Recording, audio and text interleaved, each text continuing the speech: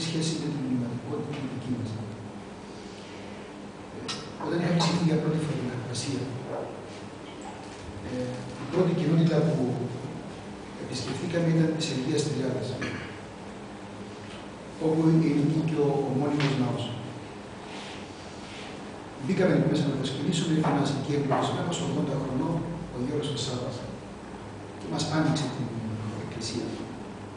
Προσκυνήσαμε, είδαμε τον ναό, κουβεντιάσαμε λίγο, και σε κάποια στιγμή το ρωτάω, του λέω, κύριε Σάββα, όταν έρχεσαι μόνος σου εδώ, τι κάνεις? Εκεί η ωραία πύλη είναι ο Μέγας Αρχιερέας Ολόσωρος, με τη μήτρα και λοιπά, όπως είναι ο Αρχιερέας. Και λέει ο Μέγας Αρχιερέας, Ιησούς Χριστός.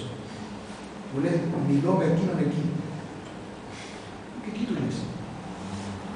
Εγώ περίμενα να μου πει, του λέω να ελευθερώσει την Κύπρο, να διώξει τους Τούρκους και λοιπά. Και τι μου απάντησε?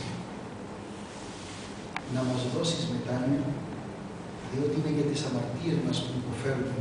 Και τώρα, θα λέω,